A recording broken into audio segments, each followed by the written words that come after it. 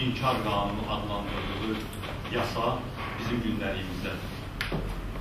Çox təəssüf ki, erməni lobbisi ona nail olub ki, dünyanın aparıcı dövlətlərinin birində, Fransada öz maraqlarına uyğun olan, Fransanın isə qətiyyən maraqlarına uyğun olmayan belə bir layihəni gündəliyə gətirib çıxardıblar və indi bir müddətdir ki, həm Türkiyə, həm Azərbaycan istər-istəməz bu məsələni müzakirə etmək məcburiyyətində qalır. Bu layihə ilk növbədə Avropanın özünün dəyər və prinsiplərinə dünyaya çox böyük demokratiya örnəyi gətirmiş Fransanın siyasi mədəniyyətinə və keçmişinə ziddir. Bu layihə həqiqətlərin yox, yalan və saxtakarlığın üzərində bərqərar olur. Bu layihə tarixin saxtalaşdırılmasına xidmət edir. Bu başqa məsələ ki, parlamentlərdə millət vəkilləri səs vermə yolu ilə tarix yaza bilməzlər.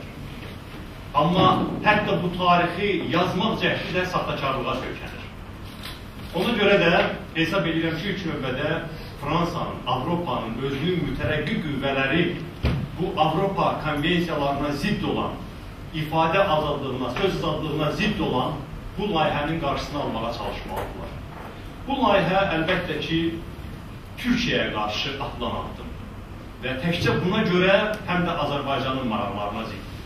Biz əgər bir millət, iki dövlət deyimində səmimiyiksə, bizlər səmimiyik, o zaman qəbul etməliyik ki, Türkiyəyə hədəf götürmüş hər hansı bir layihə, hər hansı bir proje bizi də hədəf götürmüş olur.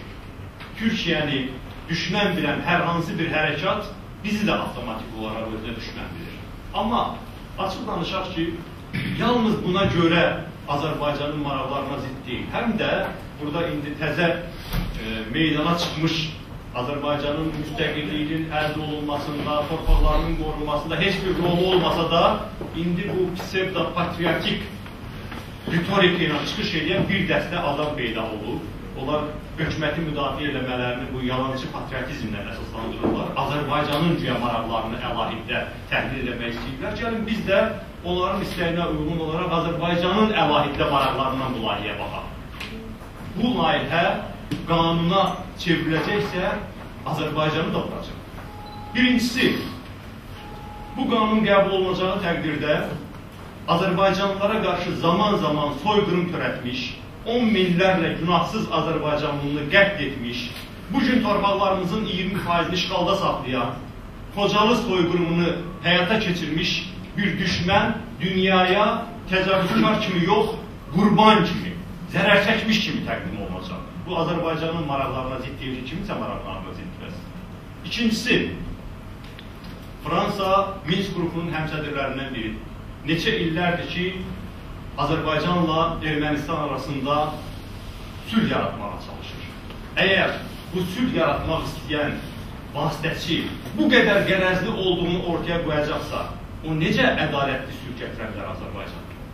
Və nəhayət, Fransa bizim inteqrasiya olunmaq istədiyimiz Avropanın mühüm dövlətlərindən biridir. Əgər orada bu olmayan soyqırımın inkarına görə cəza nəzərdə tutulacaqsa, bizim Fransa ilə indiki və gələcəkdə siyasi, iqtisadi, mədəni əlaqələrimiz necə inkişaf edə bilər? Biz onda Fransaya getməməliyikmi? Fransa sərmayəsi Azərbaycana, Azərbaycan sərmayəsi Fransaya getməməlidirmi? Ona görə biz aydın şəkildə bilməliyik ki, bu qanun həm də Azərbaycanın əlahiddə götürülmüş milli maraqlarına da ziddir. Nəinki qardaş Türkiyənin maraqlarına ziddir. O baxımdan da lazım idi ki, gözlənilən idi ki, Azərbaycan tərəfinin də adekvat reaksiyası olsun bu məsələyə.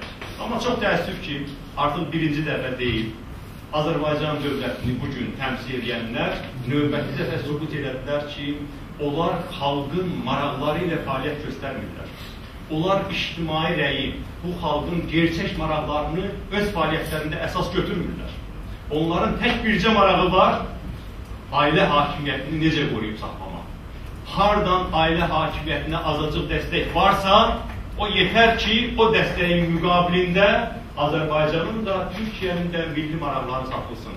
növbəti dəfə Azərbaycan hökuməti çox dişsiz, sanki bu məsələ Azərbaycana aid deyilmiş kimi davrandı. Və təsadüfi deyil ki, artıq Türkiyədə olan qardaşlarımızın da, belə deyək ki, səbr kasası doldu. Son günlərdə siz görürsünüz ki, artıq Türkiyə mətbuatında Azərbaycan hakimiyyətinin bu səssizliyi çox açıq şəkildə tənqid olunur. Kifayət qədər sərt şəkildə tənqid olunur. Amma hər bir baş verən mənfi hadisənin müsbət tərəfləri də var. Və mən o müsbət tərəflərə hal-hazırda diqqəti cəlb eləmək istəyirəm. Bu baş verənlərin ilk müsbət tərəfi ondan ibarətdir ki, hesab edirəm. Avropanın özündə demokratiya tərəfdarlarının, Fransanın özündə demokratiya tərəfdarlarının bir qədər hissləri itləndi. Və onlar, məsələn, Sərhədsiz Reportyorlar Birliyi, Avropa Birliyi bu layihəyə öz negativ münasibətini bildirdilər. Fikir azadlığına hörmət yenidən yada düşdü, onun nə qədər aktual olduğu yada düşdü. İkincisi, Türkiyə kifayət qədər bu situasiyada adekvat davranır. Bunu etiraf eləmək lazımdır ki, Baş nazir Erdoğan'ın liderliyi ilə indiki Türkiyə hökuməti kifayət qədər ardıcıl, qətiyyətli şəkildə bu prosesin qarşısını almaq üçün gəlişən addımlara atır. Xüsusi təqdir olması haldır ki, hər zaman olduğu kimi Türkiyə siyasi elitası milli maraqlar ətrafında tam birləşdi. Bizə çox qürur vericiydi görmək ki, Türkiyənin müxalifət partiyaları milli maraqları müdafiə etmək üçün Türkiyə hökuməti ilə necə çiyin-çiyinə mübarizə apardı. Bu da çox gözəl bir örnəyi. Və artıq görülən işlər müəyyən bir nəticə də verməkdədir. Mən qətiyyən təsadüfi hesab eləmirəm. Senatın Konstitusiya Komissiyasının verdiyi son qərarı. Artıq Konstitusiya Komissiyası etiraf edir ki, nəinki Fransa-Türkiyə münasibətlərinə, nəinki Fransa-Azərbaycan münasibətlərinə ziddir, zərər gətirir bu qanun layihəsi. Fransanın özünün əsaslarına, konstitusyon əsaslarına ziddir bu qanun layihəsi. Və ona görə də ümid edirəm ki, yəqin ki, Senatın ümumi toplantısında da bu Konstitusiya Komissiyasının mövqeyi əsas götürüləcək. Və mən indi ümidvaram ki, bu layihənin qəbul olunmasının qarşısını almaq mümkün olacaq və Türkiyənin ortaya qoyduğu sərt və prinsipial mövqe öz təsirini göstərmiş olacaq. Və bu da əlbəttə ki, kifayət qədər Türkiyənin bir uğuru olmuş olacaq. Bu prosesdə bizim də xırda bir uğurumuz var, ictimai palat olaraq. Mən çıxışımın əvvəlində qeyd elədim ki, indi Azərbaycan hökumətini hədəf götürmüş Türkiyədəki müəyyən yazılarda çox açıq şəkildə Azərbaycan xalqı, Azərbaycan siyasilərinin bu məsələdə sağlam Türkiyə mövqeyində olduğu təsbit olunur və Azərbaycanın hökuməti hədəf kimi götürülür. Amma bir anlıq düşünün ki, bizim bu prinsipial mövqeyimiz ortada olmasaydı, o zaman indi bizim qardaşlarımız bizim hamımızdan birdən küsərdilər. Həmin o tənqid təkcə Azərbaycan hökumətinə yox, Azərbaycan xalqına yönələrdi. O Azəri qardaşın meydanda olmadığı hamımıza aid olardı. Amma indi baxın, bu bizim üçün bir təsəllidir əlbəttə ki, Türkiyədə fərqindədirlər ki, Azərbaycan xalqı Əliyevlər kimi düşünmür. Bunun fərqindədirlər. Və bilirlər ki, məhz bugünkü Azərbaycan hökumətidir ki, neçənci dəfə Türkiyəni meydanda tək qoyur. Və bilməlidirlər. Qoy Türkiyə bilsin ki, bu Azərbaycan xalqının iradəsi deyil. Bu sülalə hakimiyyətinin, hakimiyyətə seçilməmiş, qəsb yolu ilə gəlmiş bir tayfa hakimiyyətinin mövqeyidir. Qoy Türkiyə bilsin ki, nə vaxta qədər Azərbaycanda, hökumətdə xalqın seçdiyi insanlar, xalqın içindən çıxan insanlar yox, zorakılıqla hakimiyyəti zəbt edən insanlar olacaq. Türkiyənin mənafeləri heç zaman nəzərə alınmayacaq. Hər zaman belə insanlar Azərbaycan xalqının da, Türkiyənin də maraqlarını öz kürsü maraqlarına qurban verəcəklər. Və Azərbaycan xalqı da bilsin ki, bu günləri vətənpərvərlik ritorikası ilə silahlanmış bu insanlar qətiyyən bizim milli maraqlarımızı müdafiə eləməyə qadir deyillər. Bu insanlar yalnız və yalnız öz kürsü maraqlarını düşünürlər.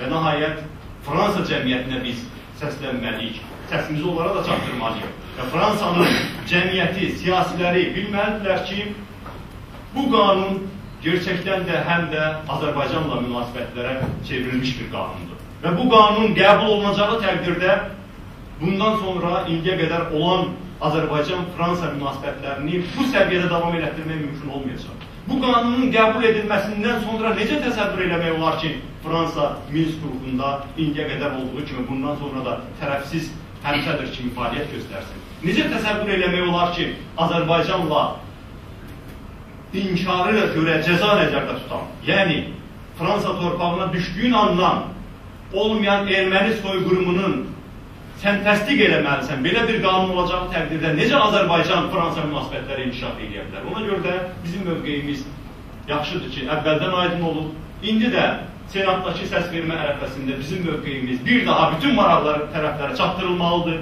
Bizim bəyanatımızda da bu mövqey öz ifadəsini tapıb və Azərbaycan xalqı da bilməlidir ki, bugün heç olmasa dövlət səviyyəsində, hökumət səviyyəsində onun maraqları müdafiə olunmursa da İctimai Palatanın simasında hər zaman onun sözlərini deyən, lazımi ünvanlara çatdıran bir təşkilat var və Azərbaycanın və Türkiyənin milli maraqlarının keşiyindədir və biz hesab edirik ki, biraz gecikmiş olsa da Azərbaycan hökuməti səhvini düzəltməlidir. Azərbaycan-Türkiyə Strateji Əməkdaşlıq Şurası toplanmalıdır, çalışılmalıdır ki, bu son zamanlarda Azərbaycan hökumətinin yol verdiyi səhvlər daha da dərinləşməsin və Azərbaycan-Türkiyə dostluğuna, qardaşlığına, strateji ortaqlığına heç bir xələl gəlməsin. Sağ olun.